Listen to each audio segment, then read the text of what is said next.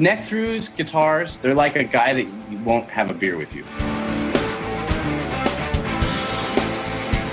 I want to hear what's pushing the notes.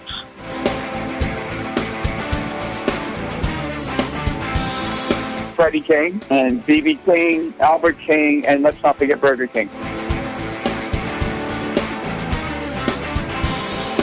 I don't want to blow my knuckle out. Stainless steel is the work of the devil. These go to 11.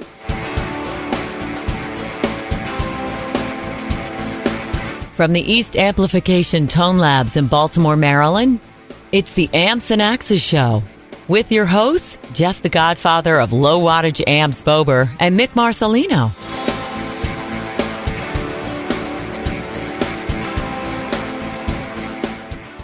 Well, good day to you, Mr. Bober.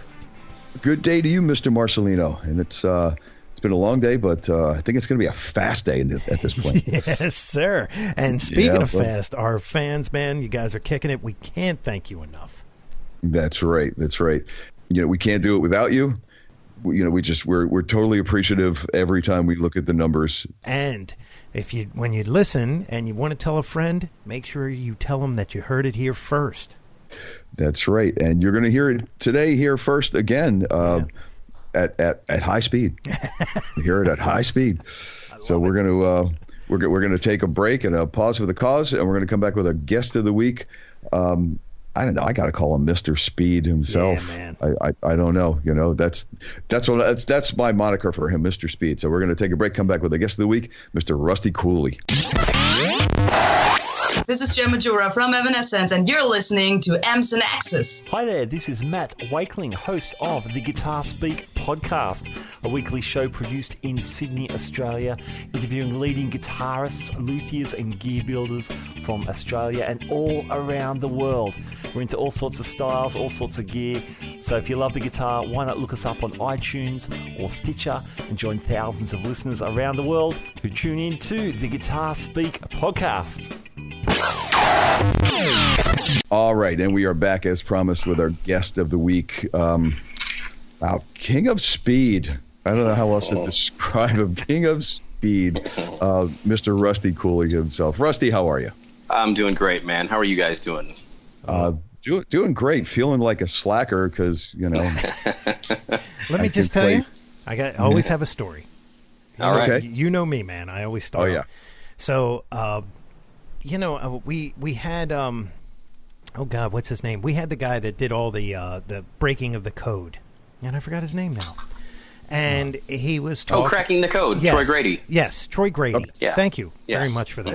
Mm-hmm. You bet. And we've had Michelangelo Badio on, and who's probably the guy that really got noticed for that first off, and especially with the two-handed thing, and right. Troy said something about Rusty Cooley, and I'm like, I've heard this name and I've seen this guy, but I didn't know that it was you. I didn't put the two together.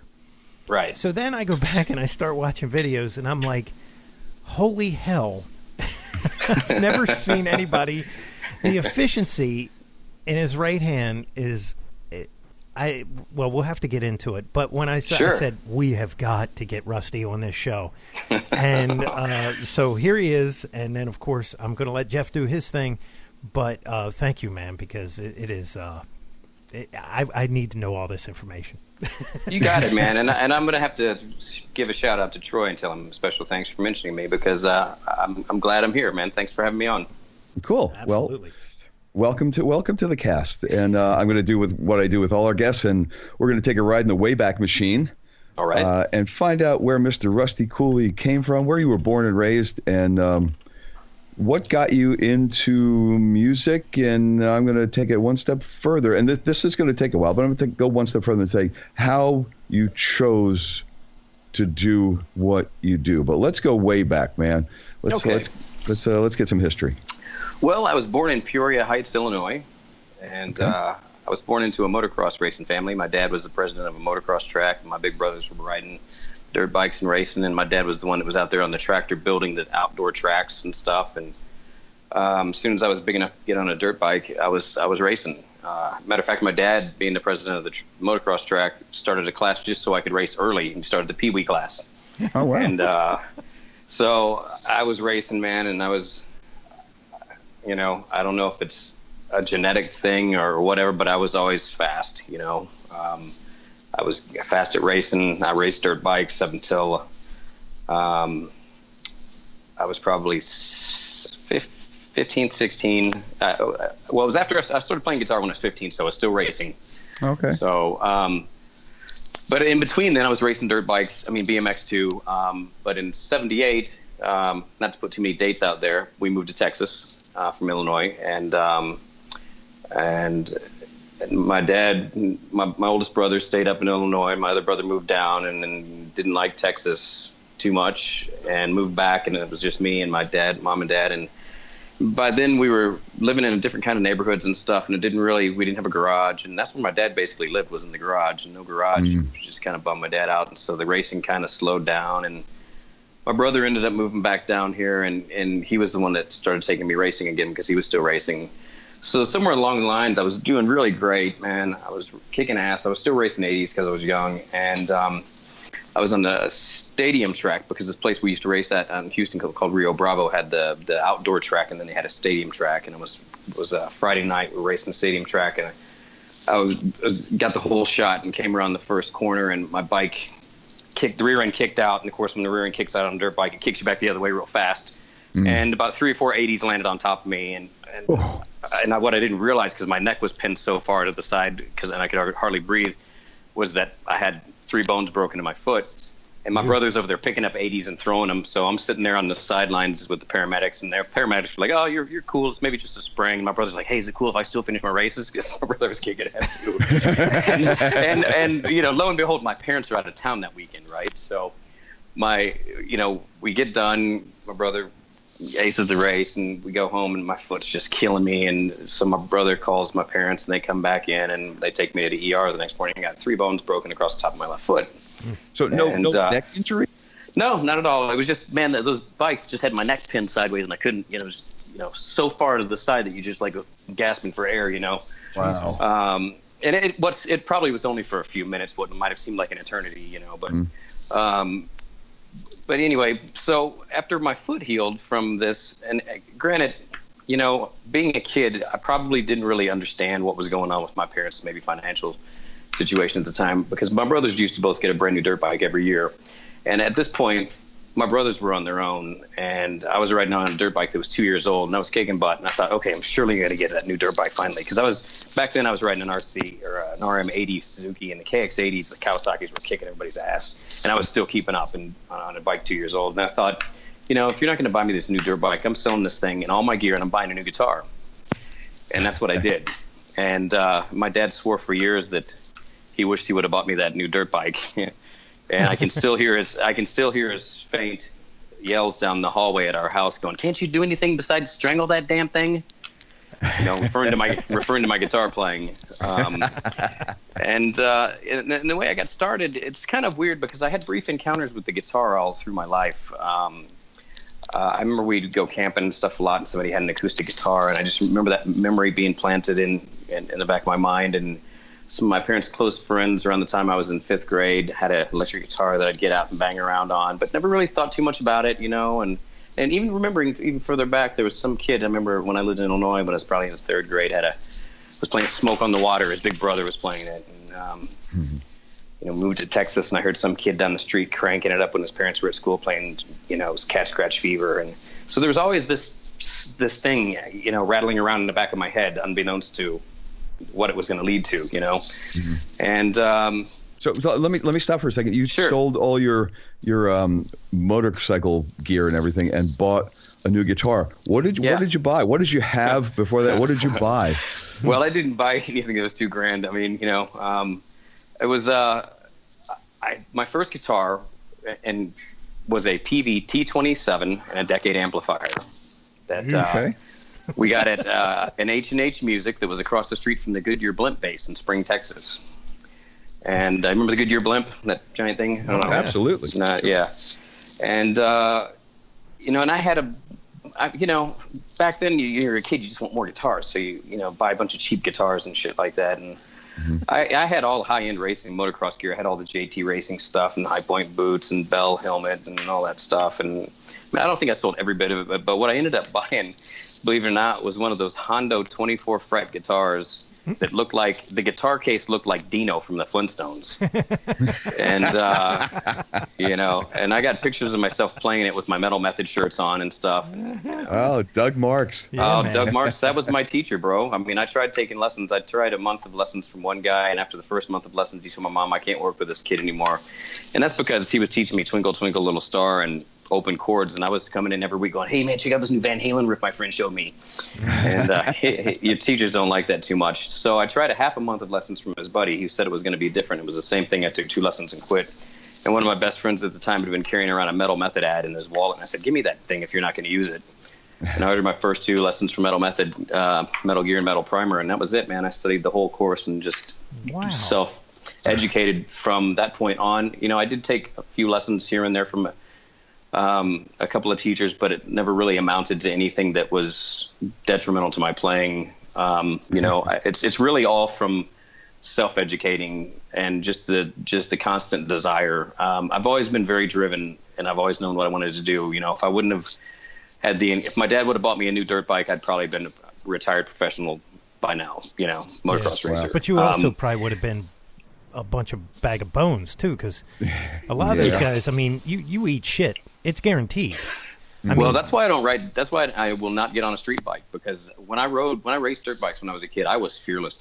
I was wide open, man. Of course. Oh yeah. And you're a kid, dude, wide open, and you hit the dirt and you can get up and walk away, man. But the way I rode dirt bikes, I can't get on a street bike. Yeah. I just can't do it. It scares the hell out of me. You'd be the Dwayne Allman of metal.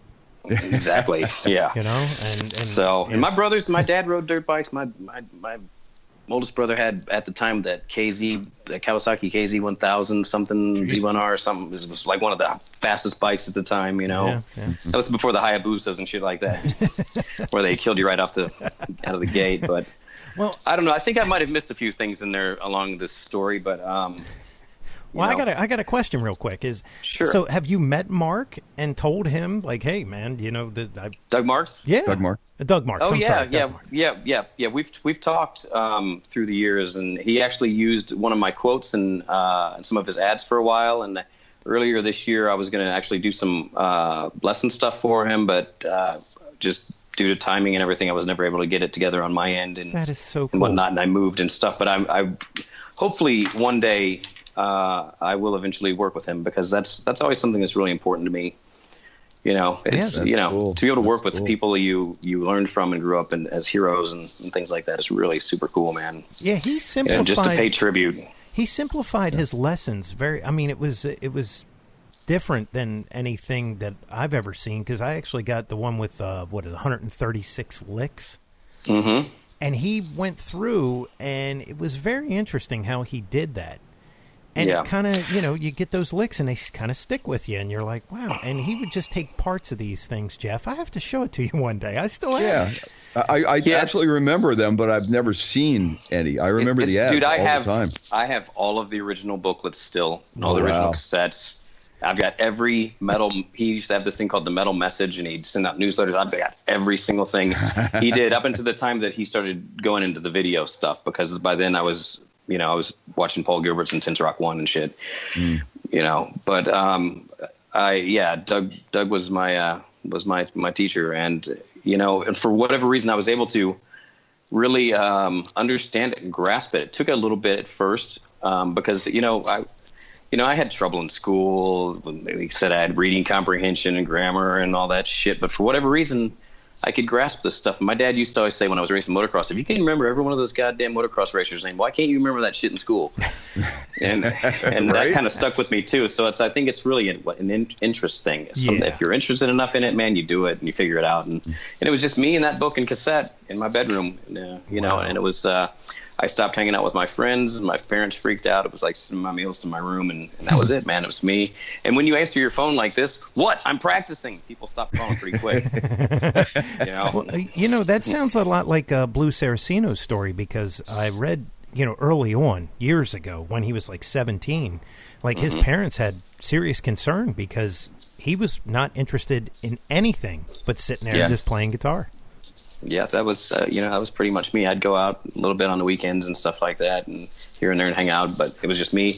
I went from being a popular kid in school to having 2 guitar player friends, and that was it. Well, look at you now. And I was cool with that, because looking back, I mean, but honestly, looking back as a teenager, what did I miss? Nothing. I probably saved myself a lot of trouble and kept myself out of a lot of trouble. Oh, yeah. And at an early age, I knew intuitively, for some reason, I don't know why, but I knew that every year that I got older, I was going to have less and less time because of responsibilities as you become an adult to practice. So I spent every waking moment that I could becoming the best guitar player I could as quickly as I could. So when those days did arise, that I would be that much ahead. I would take my Metal Method books to school and stick them inside my books, sit in the back of the class. I would pick electives that I could fail, that I knew I could still pass to the next grade so I could study more. My counselor would let me bring my guitar in and practice when I was supposed to be a counselor aide, and I'd practice at lunch. Oh, wow. And, it was... That's pretty cool, man. It was crazy, Well, I and guess... with all that paraphernalia, it sounds like he's the Metal Method historian, Yeah, hey, I'd stand up for it any day, man. There you go. And Doug Marsh used to always say in his lessons, you only get out of this what you put into it. And he would read the complaint letters that people would send in, and I'd go, well, hell, I don't know what that dude's problem is. It's working for me. Yeah. See, there you go. Well, I remember, there are certain people that can gravitate towards that and stick with it and go through it. But I remember Dimebag, he did a column in Guitar World magazine. And Riff for Madness. Yeah, and he said, look, I need somebody that's like beginning guitar. They do this thing. If you send in a tape of you playing these riffs, he would buy him a 6-pack of beer. He was literally begging near the end of that. He never gave that 6-pack away. Wow. And it was like, you got to be kidding me, man. And wow. I was figuring out those licks. I was doing them but I was not a beginner at that time. I'd been playing for, I don't know how many years. But I was like, nobody's sending into this. This was so bizarre. Maybe most of them were minors, which would be more of a reason to send it in, because there's no other way. Yeah, to get 6-pack of beer. Or for the miners, root beer. Right. And I'll sign the 6-pack. That's right. Anything, I'll date it and have it delivered like in Back to the Future when you turn 21. There you go. There you go. That's pretty good. So, awesome. so you wound up getting that guitar. The Hondo? Hondo, yes. Yeah. With the it was that one that kind of looked like a star, like Akira Takasaki played, but it was all stretched out and real long. That Hondo. Okay. That weird, wow. You know what I'm talking about? I know Akira's. But Akira's was cool. This was like real stretched out and real thin, top to bottom wise. I bet you can Google it and look it up. I'm going to Google it right now. Probably. Yeah. So at that time, were you still just practicing on your own, or had you gotten together, with some people and started to, all make music together? When did that come about? I really didn't start playing in bands until after high school, because from day one, I always wanted to make my own music, and everybody in high school wanted to play copy tunes. And everybody based how good you are on what song can you play. Can you play that song? And I'm like, look, man, you can train a monkey to change a tire on a car, but he can't write a song. It's not about what can you play. It's not about whose songs can you play. It's about what can you write. It's not, Crazy Train's easy, but can you write Crazy Train? That's, you know what I mean? Yeah. So I had a different mentality, and from day one, I was never wanted to be the best guitar player in town. I was always like, man, I can't wait until I'm good as Randy, or I can't wait until I'm good as whoever. I remember standing in lunch line going, man, I can't wait. I wonder what I'm gonna sound like in 10 years. I was shooting high. It was never. I didn't care about being big fish in a little pond, man. I wanted to be the best of the best, and I wanted to play guitar and make people feel the way I felt. Like, man, the first time I heard Yngwie, that unaccompanied Steeler solo, just the feeling that I got inside me is indescribable. I can't even put it into words. I wanted to make people feel like the way I felt when I heard my favorite guitar players. That just awe-inspiring, and just blown away, and I don't know. I can't even put it into words, But that's pretty cool. That's what I was always going for. Yeah. So did you wind up putting an original project together at any point? No, most of the kids in high school couldn't play very good. I did jam with some guys in high school where we jammed our own stuff. It was more like jam sessions and stuff like that. And it was when I was learning how to use the modes and scales and stuff like that. And it's like when when I first learned all the modes and stuff, I didn't really understand them. So I would think I was in one mode, but I was really in another mode. And it didn't really work. It's like, well, just because these notes are in key doesn't mean they're going to sound good, kind of thing. So I had some pretty good chops, and it just wasn't. I hadn't made the connections yet. And I had taken a couple of months of private guitar lessons from a classical instructor, and he kind of helped piece it together because I thought, well, I'm in the Mixolydian position. This must be a Mixolydian. Like, well, that doesn't mean it's Mixolydian. It was really more of a natural minor kind of thing, just in that part of the fretboard. Sort of thing. So he kind of helped me tie that together. And I remember there was an instructor that used to teach at GIT, Paul Hansen, that put out some lessons. I don't remember the company. Why do I know that name? I'm sure you do. Hot Licks? But was it Hot Licks? Maybe. I can't remember. But he put out these improvisational courses where it comes with a tab, the solo with the backing track, and then solo without the backing track. And it was me going through some of those that made me just go, oh, okay, cool. I see how this works now. But I was never really officially in a band in high school. I had a bass player and a drummer that I jammed with. And then out of high school, I got in my first real band. And it's funny, that first real band was the band that I had to put 2 and 2 together, that when you sit down and practice and then you stand up, your strap's got to be at the same place. Because I'd sit down and practice all day at home, then I'd go to rehearsal and my strap would be down by my waist and I couldn't play any of my solos. I'd be like, what the hell? And I finally I don't know if I read an interview with somebody. Billy Sheehan had said that. You know what? I think that's the interview exactly where I got that information from. Yeah. I remember it was Billy Sheehan or Steve Vai, but it was in like Guitar for the Practicing Musician or something. Mm-hmm. And I raised that strap up. Sure enough, I could play my solos standing up again. For the first time. And that's really stuck with me, I mean, that's so important. People don't, if you don't know, you don't know. So how do you figure it out, Right. Being, self-educated, you just one step at a time. It's like I knew how to do it when I left the house, and now I can't do it.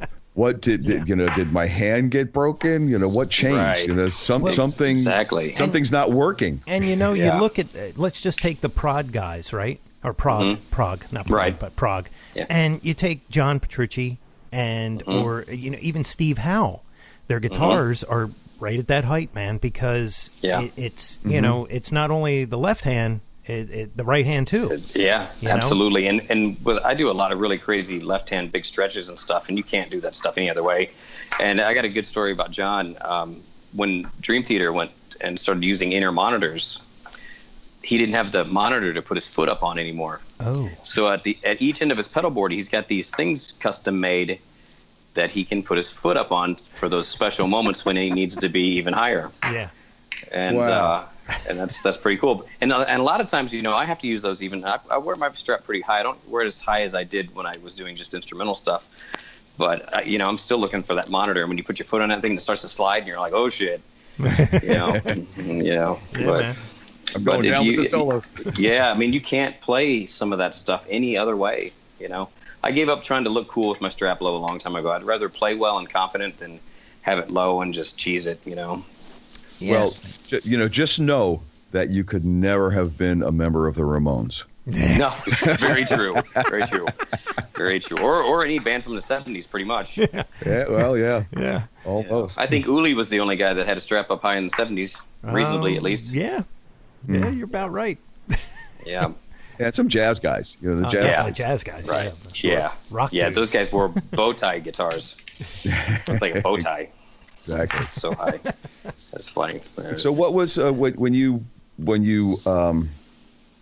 were jamming with your friends? I assume it was probably instrumental and probably stuff that you had written. What was your rig like then? And as far as like gain, because it sounds like I'm trying to think used about a lot that. of gain, and was that always the case? Yeah, I remember they used to describe my tone as sound like a bumblebee because it was one of those things where I had at one point I had like a Dean Markley CD60 tube amp combo, and I ran it on the clean channel with the distortion pedal with no mids, and it sounded like a buzzsaw. Mm-hmm. But that, even before then, when I was first jamming out with one of my good friends, like in 9th, 10th grade, I was jamming with another guitar player friend of mine, and we would write all these riffs and stuff. And it was like a PD backstage. I had a Ibanez TS9 maybe. Okay. Overdrive pedal. I remember I had a compressor, and I might have had a Crybaby wah.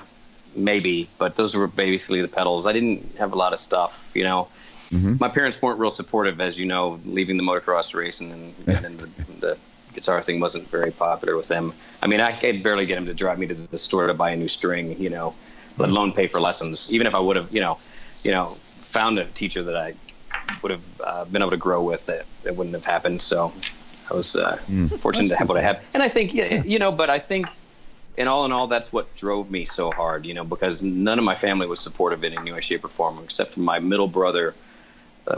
But it wasn't until later when he actually came and saw me play for the first time in my first real band when I was like 21 or 22 or something like that. And he actually saw me. He's like, wow, you guys are really fucking good, man. It's like, well, what do you think I've been doing in the bedroom for so long? I was just sitting there jerking off, man.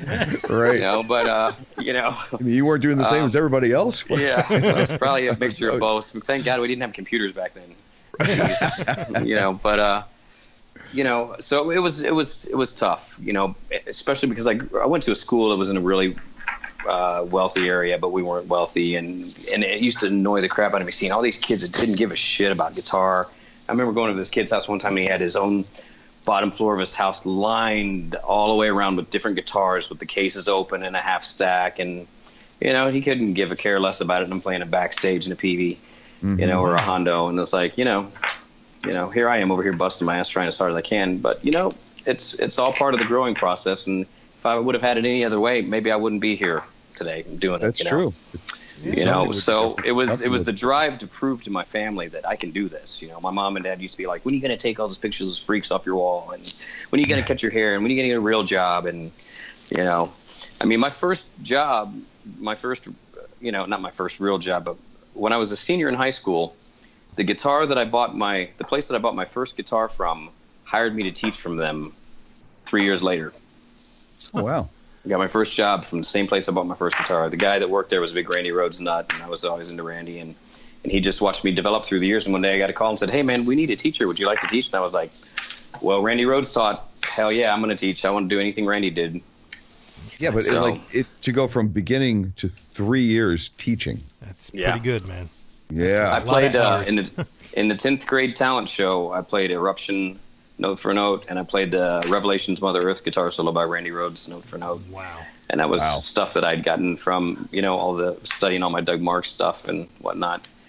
It was crazy because in the talent show, I'm sorry, go ahead. I was just going to say, in all honesty, man, I've seen the documentary on Jason Becker, and it rings a lot like that. That you had this discipline where it was just, that was it. That was the juice, and there was nothing that was going to make any difference. I think in that documentary, Greg Howe, I think it's Greg, he said they were together, and they were working on something, and they were like in the same hotel room, and he goes, they had been playing for somewhere like 14 hours straight. Yeah. And Greg says he's like getting ready to nod off, and he hears all this plinking going on next to him in the next bed, and it's Jason still playing. Still playing. That's awesome. Wow. That kind of reminds me of it's not too similar, but I remember there's a song on my instrumental album called Under the Influence, and that's actually the title is in reference to my tribute to my three biggest influences at the time, which was Yngwie, Jason Becker, and Paul Gilbert. And we were working on this song, me and my keyboard player, and we were kind of stumped on this one part. And I got up, and I had, excuse my language, I had to go up and take a pee, and I came back, and I had it, my keyboard, I knew exactly what to do. Just in the time I went to take a pee and come back, and my keyboard player was like, "Dude, you thought of that just while you were taking a piss?" And I was like, "Yep." And I was like, I guess that's the best. Yeah, sometimes you just got to stop thinking. Sometimes, Right. Well, yeah. And it also goes to a lot of stuff gets done in the bathroom. Yeah. I mean, I tell my students things like, a lot of times when I'm laying in bed at night, just through the years, if I can't sleep, I'll sit there and I'll run scales or arpeggios or run ideas in my head, and I'll either think the actual pitches of the notes that I'm playing, or I'll actually think the actual fret numbers, and I'll run these, like, I would sit there and run 3-octave runs in my head. And they did a scientific study on Olympic athletes where they had them run the race hooked up to, I don't know what the machine was called, and then they had them run it in their mind, and the result was the exact same as if they were actually running it when they were just doing it in their mind. The brain still perceived it the same way. Wow. So there's something to be said for that. You can still practice. I mean, it'll never, you still have to play, obviously, but, but if you're at that level, I mean, maybe any level, really. You can go there in the mind, you can go there in the body. Right. So just pretty cool. Just picture it, you picture it, and sometimes that gets you there. Yeah. That's pretty cool. That's pretty cool stuff, man. Yeah. There you go. So break that. Well, I don't know where that's going to lead to, but yeah. No, it's all, when you can't sleep, run scales. Better than counting sheep. Yeah. Yeah, when I can't sleep, my mind's going 100 miles an hour, but I never actually get up and physically do something like that. Maybe I should. Maybe I'll be able to get back to sleep. Well, no, actually, I wasn't. I wouldn't get up and do it. I would lay there and just imagine do it while I was laying in. Yeah, I was thinking. I would think it in my head. I'd run those scales in my mind while I was laying in bed. That's pretty wild, man. Yeah. So I got to ask you, do you rehearse with a when you're doing your practicing? Do you do it with a metronome, or is it just I've never been a metronome guy. Wow. Wow. And that's because I'm self-educated. Somebody told me to get a metronome once. I got it. I didn't know what note subdivision was, and I played everything to the click, and I was like, chunk, done.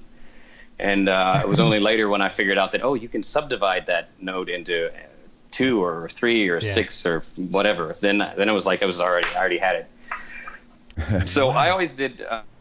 I always practiced with a timer, a kitchen timer, and I would practice everything for 5 minutes of nonstop repetition. And during each session of 5 minutes, I would practice. Start off slow, and it's kind of like going through a cycle on a treadmill where you go from walking to fast walking to jogging to sprinting to and you go through the cool down. But it was nonstop repetition, not trying to play as fast as you can for 5 minutes, but just nonstop. And at some point during each 5 minute session, you would find your maximum speed that you could play something clean, and then you would push it. And as soon as it starts to break up, then you reel it back in, and then you push it. So you're constantly pushing and pulling at some point during each 5 minute session at what you can physically do. And before you know it, your old breakup speed's your new speed, and then you push and pull at that. And honestly, my metronome was Paul Gilbert and Yngwie Malmsteen and Vinnie Moore and Tristan Pelletieri and Pelletieri and all those guys. And until I could play as fast and clean as those guys, that was my goal. My goal was never to be like the fastest guitar player in the world or anything like that at all, because everybody played well back then. You know what I mean? Kids don't understand the era that we grew up in. Everybody was a good guitar player. Even the guys that we thought sucked are good compared to what's going on. Oh, now, yeah. I mean, if you really think about it, it was like, I guess Yngwie was the 4 minute mile. Yeah. And then, man, the floodgates opened up. Yeah. I mean, it was like, it just became that. So guitar players just kept getting faster, so I had to get faster, and my ultimate, the guy that I was, and I was listening to, to put this all together, I've been listening to Paganini and Bach and all that stuff since I was about 16, and when I heard that stuff, I instantly heard it as guitar lines. I instantly related to violin stuff. It just made sense. I could relate to that. And so I'm listening to the 24 Caprices and all that stuff at an early age. And when I started writing my instrumental album, that my two primary, there's a couple of guys. My main primary influences during the time that I was writing my instrumental album, my favorite guitar player at the time was Sean Lane. And I was constantly listening to the 24 Caprices And I was also really, really inspired by a guitar player named Todd Duane and a guitar player named Derek Taylor from Texas.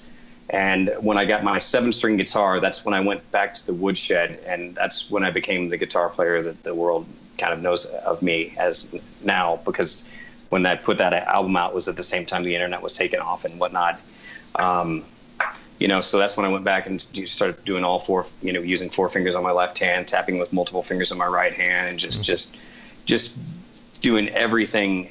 I wanted to be able to do what everybody did under one roof. When I was younger, it was like you had to listen to one guy for picking, one guy for legato, one guy for tapping, one guy for this or that. And I wanted to be all of that under one roof. So, I constantly worked on all the different techniques. And, I remember I took about a year off from picking and just worked on all legato. My picking might have fell off a little bit, but, if you have it, you know how to get it back, Mm-hmm. Yeah. So, it was just, it was like, go to the next level. I during that time, I wrote letters to a lot of my favorite guitar players, and I wrote to Todd Duane, and he responded, and Darren Householder. I don't know if you guys know who Darren is. Darren, I love his playing. Yeah, he's a guy on Shrapnel. He's got 3 records out. Killer stuff, man. He's a great writer on top of having great technique. His songs are really, really good. And each one of his albums are completely different too. It's really cool, and in a good way. So I wrote to him, and I wrote to Buckethead, I wrote to Scott Stein, and just a bunch of guys, and I tried to get lessons from them. And sorry guys, if you listen to this, my goal was to get your lessons and then top you. But anyway, take it to the next level. But I would take everything that I could get from any of these guys, and I would take it and I would turn it into a whole concept. So if it was one lick, I have an instructional DVD with Shops from Hell called Extreme Pentatonics. It's like got 136 pages or something like that in it, and it's from one concept. I took that, and anytime I would come up with one lick, I would never let it be just one good lick. I firmly believe in milking it for everything that it's worth. How many ways can I do this? How many patterns can you come up with? How many different scales can I use this in? If it's a 3-note per string lick, it can be used in every 3-note per string scale, in every inversion, in every pattern, and wow, man.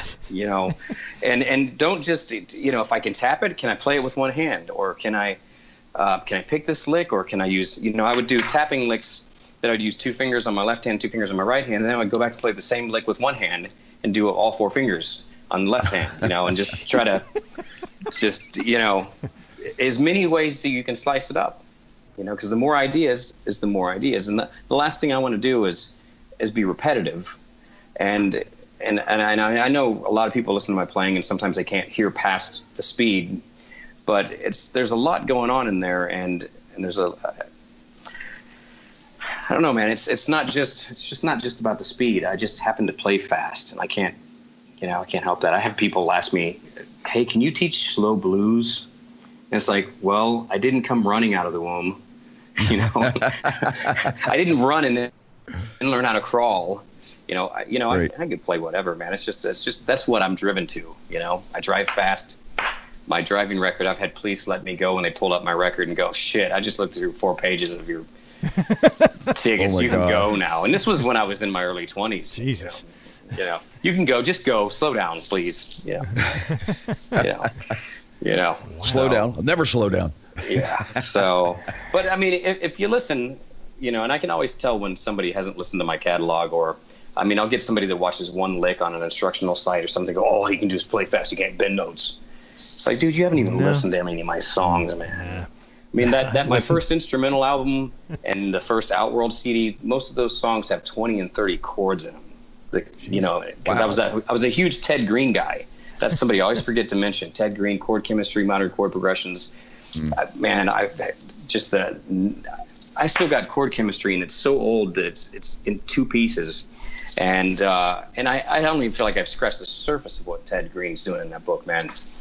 So I'm a huge chord guy, but nobody ever listens to anything past the leads usually to notice anything else. And there's plenty of slow notes in there, here and there. You know. Oh, yeah. Well, so when did you put the first release out, and did you play more than just guitar on it, or did you bring in other people and? My first instrumental album was released on Lion Music in 2003, and okay. Yep, and then it was remixed and remastered and re-released in 2008 with a bonus video and lesson and stuff like that. But that I wrote primarily that a lot of that material I had written in a previous band called Dominion, and even before that, Revolution, and I just turned it into instrumental stuff. I wrote all the riffs, and I thought, well, what a better place to start? These are my songs. Just start and see what happens. And then I got my 7-string, and when I got my 7-string guitar, I just dropped everything over 1 string, and it got really low and heavy. And I used a Boss DR5 at the time, which was a drum machine, but it was not only a drum machine, you could program bass lines and keyboard lines in there too. So I used that to get the basis of the songs. Yeah, I remember that. And then I did have a band, which was the early incarnation of Outworld, which we were just playing my instrumental stuff. And so I did all my demos with real guys. But when it came time to record the album, we had been through 3 drummers in 1 year. So me and my keyboard player, Bobby Williamson, who was a drummer before he was a keyboard player, he took all my scratched drum tracks on the DR5 and then made an amalgamation of the 3 drummers that we had been through in that 1 year to create the actual drum tracks for that album. So the drums on the instrumental album were actually DR5, but we went in and recorded each piece of the kit individually so you could actually control it. Wow. So it wasn't just like one line in of drums, you know what I mean? Mm-hmm. Yeah. And it was one of those things we only did it because it was just like, come on, enough's enough. Let's get this thing out, dude. You know, it wasn't because I would have much rather had a real drummer on it any day, any time. But it was like, okay, well, this is the situation. Let's do it and make the best of it. Sure. And and that's what we did. And I really wish that things would have been different because a friend of mine recorded most of the stuff as he was learning how to run a studio, and we would go in, and every time we would mic it up, we would do it. He would do it differently because he was experimenting and learning. So the tones are all over the place, and stuff like that. I mean, you in all honesty, you pay for free, and that's how you pay for free, right? So I didn't have any money. I was broke, and and I took what I could get, and that's what it is. What it is. If I could do it all over again, yeah. Yeah, but at least you were able to do it. You didn't wait until you could do it perfectly.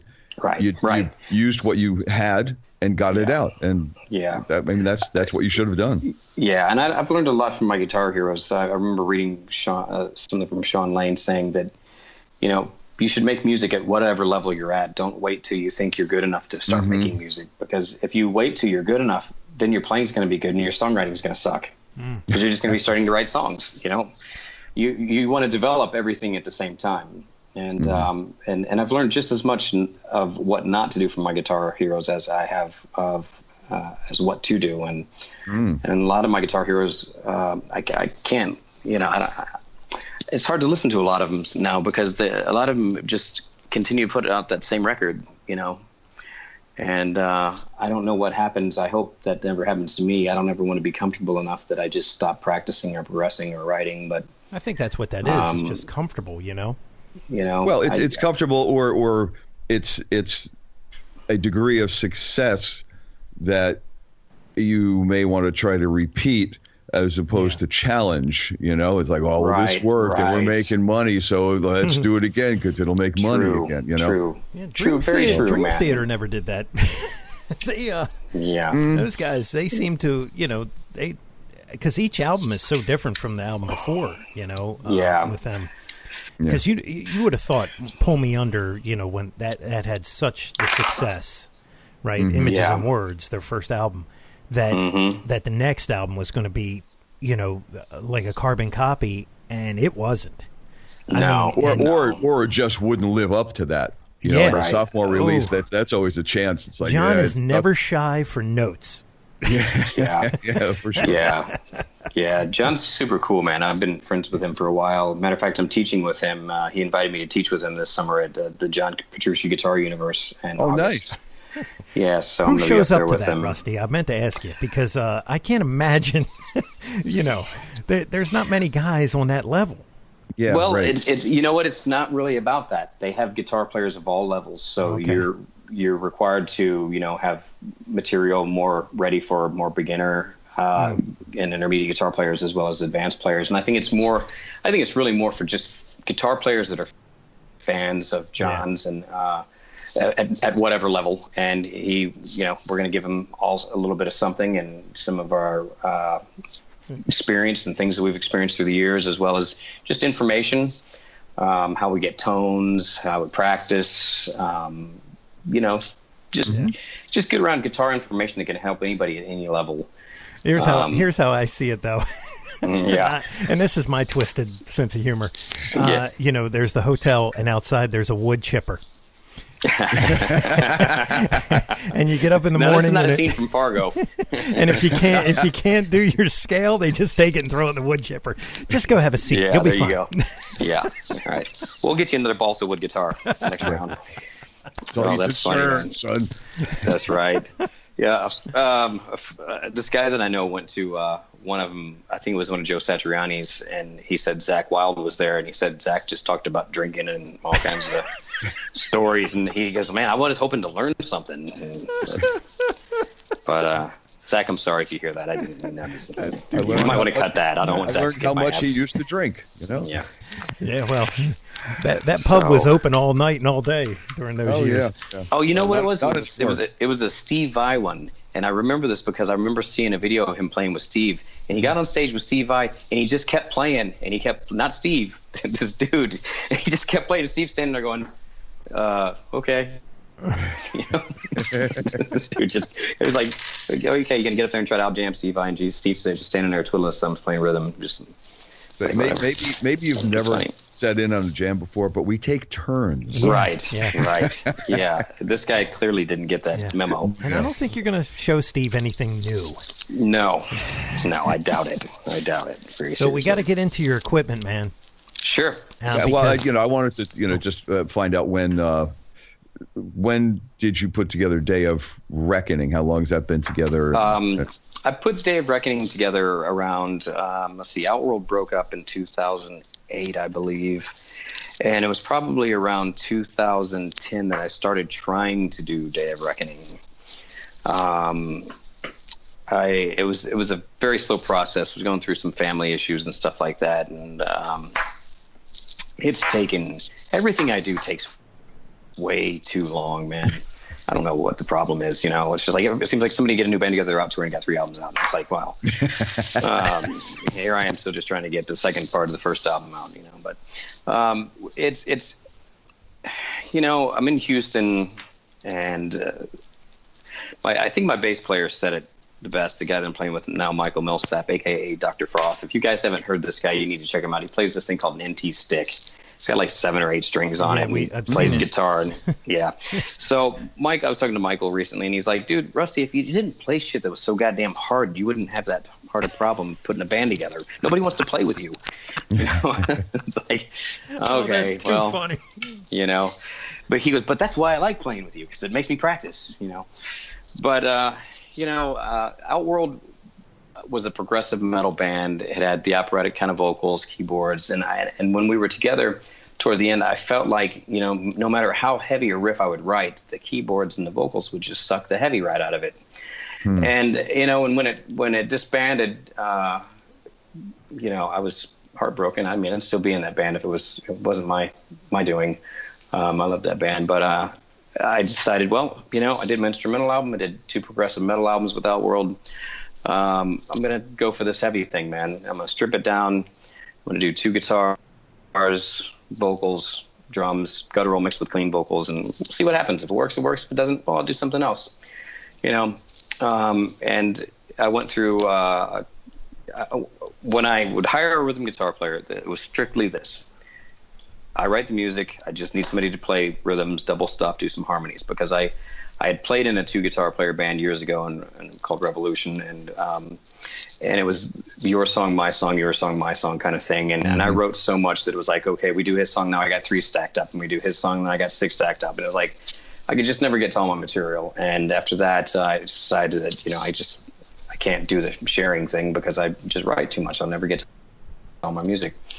So when I hired the rhythm guitar players for Day of Reckoning, that was the prerequisite going in, understanding that you're not going to record on the albums, you're not going to write. It's just, I need backup, and that's your gig. And you're cool with that, cool. If not, find somebody else. And everybody would be cool with that at first.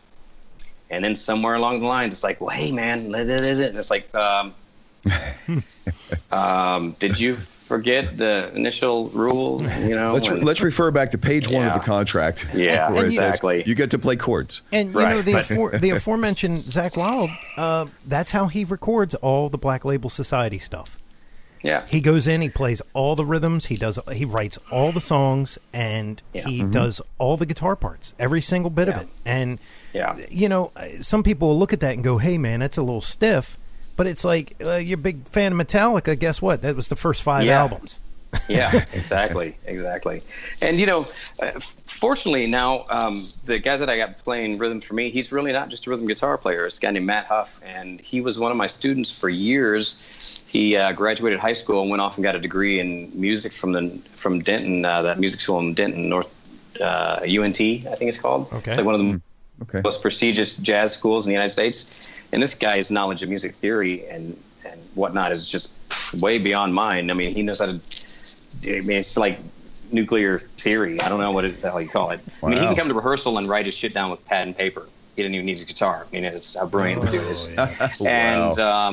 And with Matt, I definitely as things have progressed, I'm easing him and letting him do, you know, contributing parts, write harmony things, and write, you know, more things. So he's definitely becoming a full integral part of the writing.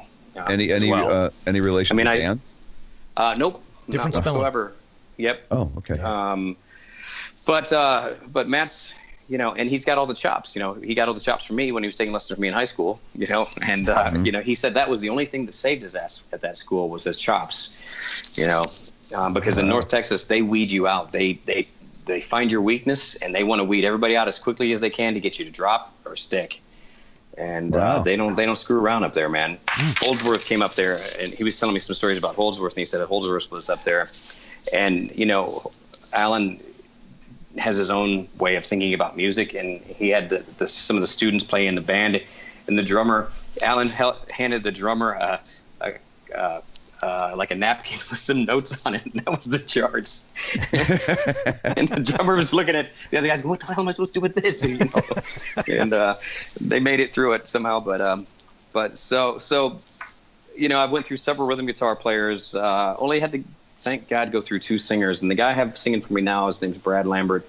And the cool thing about Brad is he's not just a singer. He's a guitar player. He has his own band. He writes all the guitars, can solo. He's a good singer. He has his own recording studio. So he's not like a singer, you know what I mean? Mm-hmm. So he's like actually cool, you know? So you know, everybody in the band pulls their weight. Our new bass player, Dr. Frost, Michael Millsap, amazing dude to play an instrument like that. That's just out there, bro. Mm-hmm. And we're kind of on the drummer train again. We had a guy that was playing with us that it's just not, you know, it's just not working. So we got this tour set up, and now we're like scrambling to find a fill-in drummer and stuff. Back to that drummer thing, man. You know, I mean, really, honestly, it's hard to find anybody that's that good and that committed and dedicated and willing to do it and sacrifice. You know. Yeah, I guess so. You know, so it started around 2010ish, and we're still chugging along, man. So you said you have a tour set up? Yep, we got a tour set up. It's in July, starting in July 1st in Florida, and we're going to work our way back to Texas. And we were hoping to set up a whole lot more dates, but now the issue with the drummer, I don't know what we're going to be able to do. Have you ever contacted Scott Travis or? You know? Yeah, dude. Unfortunately, we don't have the kind of money to pay those dudes, man. You know? Yeah, he's got. We don't have. Money. We're all. Yeah, exactly. Yeah. We're all independent. You know, we don't have a label. You know, we're no management, no booking agent, nothing. We're doing this all ourselves, man. Grassroots, organic, just getting out there and doing it. If anybody could do it, that would be the guy, man. Scott is a machine. Yeah. Oh, yeah. Yeah, dude. Scott Travis could do it. I'd love to play. You know, if George Callias wasn't so busy, I know he would do it. George is a good friend of mine. That's the drummer from Niles. Which I don't know if you guys ever heard him. But if you haven't, you should check him out. He's got a solo album out called Invictus, and I play on a track called Aeons of Burning Galaxies. And I sent him so much stuff for this song that he had to release 2 versions of it because it was supposed to be a vocal version. And I just wrote all these melodies and harmonies and solos, so he released one as an instrumental version and as a vocal version. Oh, wow. And his drumming, he's like, dude, like 250 BPMs is nothing. You know, he can do that with one. He can do that with 1 foot. You know. Wow. But wow. I was thinking of Jason's guy Marco. Yeah, Marco Miniman, right? Marco Miniman. Yeah. Oh man. I mean, any of those guys would be great for Day of Reckoning. But it's like, you know, we got to have some more money for those dudes. You know, or they got to really like the stuff. One of the two. So what's your? We just need help, man. You know, I mean, it's tough to do it. You know. Well, you know, maybe somebody listening is or knows somebody. And they can contact us for our webpage at ampsandaccesscast.com. Go to our contact page. Let us know, man. Seriously, because, you know, hey, we kind of reached the entire world with this show. That's awesome, man. I mean, we just need help. We want to get out there and do it. There's nothing we'd rather be doing than playing in front of people every night. And, so what's your live rig like now? My live rig, at the moment, we can start with the guitars and work our way through the rig. I've got all my RC, my Dean series guitars. I have my own signature models with Dean, the RC 7s and 8s and 6s. And I got 2 versions of the 8-string, high A to low B and then high E to low F sharp. And so I run any one of those 3 beasts. And that goes into my pedal board. And the first thing on my pedal board is a Morley Tremonti wah. Love that. And then I go into a Maxon OD808, into Maxon Flanger, the FL9, into an MXR SmartGate, and then I go into a Morley Accutune, and that goes into my Radial Axis, Radial Engineering, let me get it right, Rusty, Radial Engineering Switchbone V2, the brand new Switchbone, and it's amazing. And out of that, I go into either a Bogner Ubershaw and into a PV6505 Plus or into a Splon Nitro. I kind of switch them out. So my 3 heads that I use is a Ubershaw, a 6505 Plus, or a Splon Nitro. And the Ubershaw is always in the rig. I swap out the Splon or the PV. And I run both of those heads on at the same time. I don't switch between them. So, and each one of those has 2 412s connected to it. And then on my pedal board also, I have a Radial Engineering Big Shot, which is a lead boost that I run through the effects loop. But that goes into a TC Electronics flashback, so stereo delay. So I got a delay running through both heads, and I got the boost. And when you put a boost pedal in the loop, it actually works. If you put a boost pedal in front of the amp, it just makes more noise. But when you put it in the loop, it actually gives you that clean dB boost, so it's a real big boost. There's once you have so much gain, there's nowhere for anything to go. It just pushes a little bit more gain, which at that point is almost unnoticeable anyway. When you put it in a loop, it actually does take the level of everything up. It does, and it's a clean boost. Seriously clean. It really works. It took me years to figure that out. And sometimes I'll even use a gate in the loop too, because the gate in front is when I'm doing those fast starts and stops, so you don't get all the squealies in between. Yeah. But the gate in the loop silences your amp. You don't get that. You know. So sometimes I run a gate in the loop as well, depending on whatnot. And I also have a Voodoo Labs Pedal Power 2, the 2 Plus on my pedal board that I run, which powers all my pedals. And am I forgetting something? I don't know. Pick strings. Oh yeah.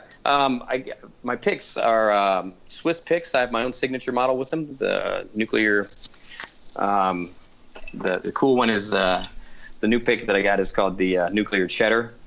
It's green. It's a 2.0, and it's made out of polycarbonate, and it's very smooth. It slides right off the strings like glass. It's a fast pick, man. If you haven't seen them, go to SwissPicks.com and check them out. Swiss picks. Yep, it's my signature pick, and I have my own signature strings with SIT strings. There's the Rusty Cooley set 1 through 7. It's a regular set of 9s with a 60 for the low B. I use EMG pickups, and let's see what else.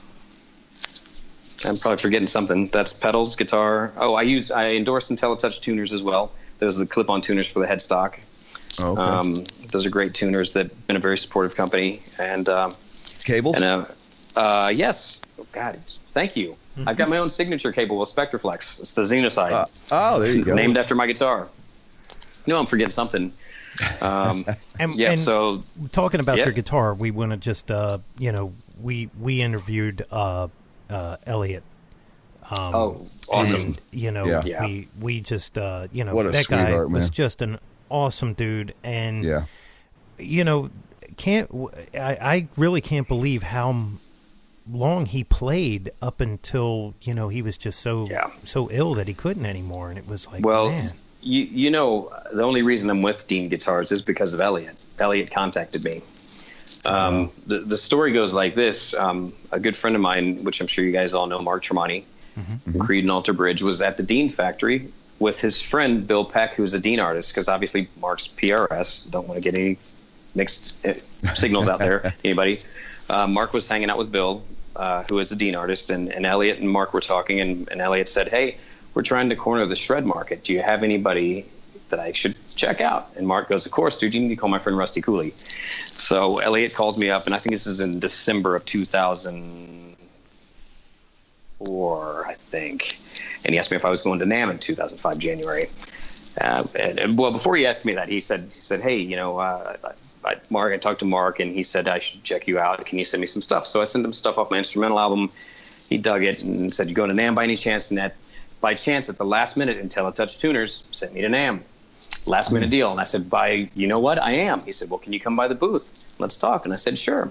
So I went by the booth, and we were talking. And in my mind, I'm a super Strat kind of guy. I don't really play the MLs and the Vs and stuff like that. So I'm trying to say something that's in no way offensive or disrespectful in any way. But I'm like, I said, I don't really kind of play these shaped guitars. I play more like the Super Strat. And he's like, sure. He goes, we'll build you anything you want. And I said, well, there's also this other thing. I play two versions of an 8-string guitar. One of them's a fan fret, high 80, low B, and I don't want to be on one brand of guitar on one song and one brand of guitar on another song. And not knowing that it's not being any smarter, he doesn't want me to be playing any other brand of guitar either. So talking about the fan fret guitar, he looks to one of his employees there and he goes, hey man, can we build that? And the guy goes, yep. He said, okay, cool. And he goes, yeah, we'll give you your own signature model guitar. We'll run some ads. And this was in January 2005, I think it was 5 or 6. It had to be 5. I don't know, 5 or 6, one of those years. And February rolls around, and I'm landing in Tampa, and he's picking me up in his Ferrari, driving me to the factory, and we're designing guitars, man. Oh, that's happened that fast. And wow. And Elliot is, a lot of the people at Dean didn't believe in me at the time, and there's other artists that were talking smack, and Elliot just saw something in me and believed in me, and how cool is that? And he saw it through, man. And I can't thank Elliot enough, man. He is the reason that I am there and have these guitars, and he's the one that believed in me when nobody else would, because I was with 2 other big name guitar companies before that, and I'm not going to mention any names, but neither one of them would listen. But after my guitars started coming out, they sure did listen then. They started making mods to their guitars with deeper cutaways and better access to this and that. And it's like, well, you know what? It took somebody brilliant like Elliot to see that in me to go, okay, man, let's do this. Yeah. Wow. Dean Zielinski was still at the company then working for Elliot, and he wasn't a fan of mine at all. Okay. Yeah, because he had come back for a while, and then they parted ways. And again. He's the one that turned Randy Rhoads down too. Well, there you go. Oh man, I don't know if you know that. No, I didn't know that. So, boy, that was a good move. Yeah, that was smart. Because I mean, Randy came up to him at NAMM when Dean was first starting, and Dean Zielinski was like, "Who's this kid?" Oh. And then Grover Jackson went, "Oh, hey, hello." Yeah. I mean, he didn't help any guitar companies named Jackson or anything, and literally make the foundation in that organization. Wow. Right. Good God. So. Well, man, good on Elliot and good on you, Rusty. Yeah. Elliot's great, and Elliot's son Evan Rubinson is now running the company. And Evan's, man, he's a gem. He's been nothing but supportive and very welcoming. That's I was very cool. Worried about things, but man, he's super. I love love everybody at Dean. It's a family, man. That's the thing, when I'm a loyal dude, man. I'm like a mutt. If I find something I love, I'm stick with it. There's no reason to change. Don't fix it if it's not broken, Yeah. And that's what I like being a part of a team. And that's what we have in family. Those guys are great. I can't give enough props to Dean Guitars and the Rubinson family. So that's very cool. Absolutely, man. Yeah. Awesome. Well, Rusty, man. I think we got a roll, but thanks for taking the time to be on with us, and I'm glad we got all the endorsee things in, because that's always important. Thank you for reminding me. No, it's I know what it's like, man. If somebody's playing one of my amps and they get an opportunity to mention it, it's always a good thing to have them mention it. So, absolutely, man. Thank you very much, and good luck finding a drummer. Yes. Thank you.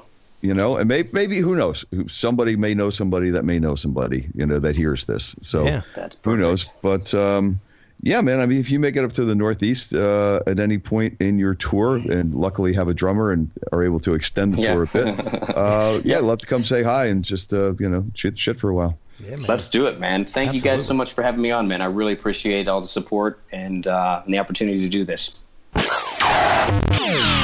And there you have the high-speed story. Yeah, man. Wow.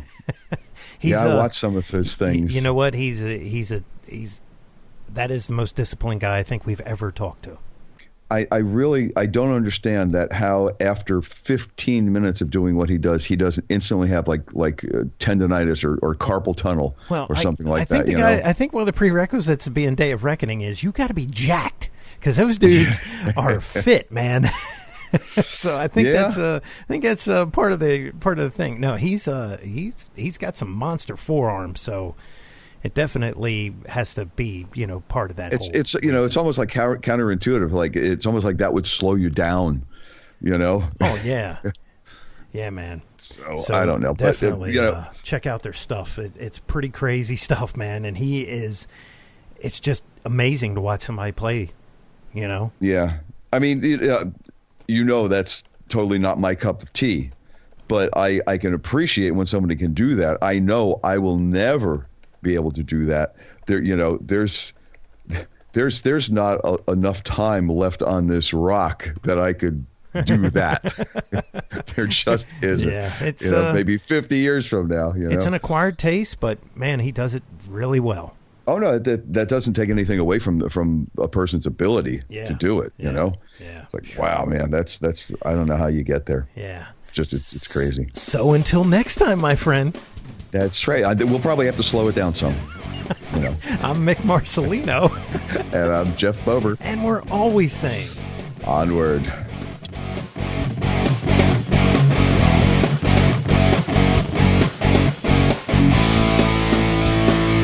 Be sure and follow the show on Twitter @Amps and Axes. Also, make sure you like the show on Facebook. For news, comments, and everything else, visit the webpage ampsandaxescast.com. Thanks for listening.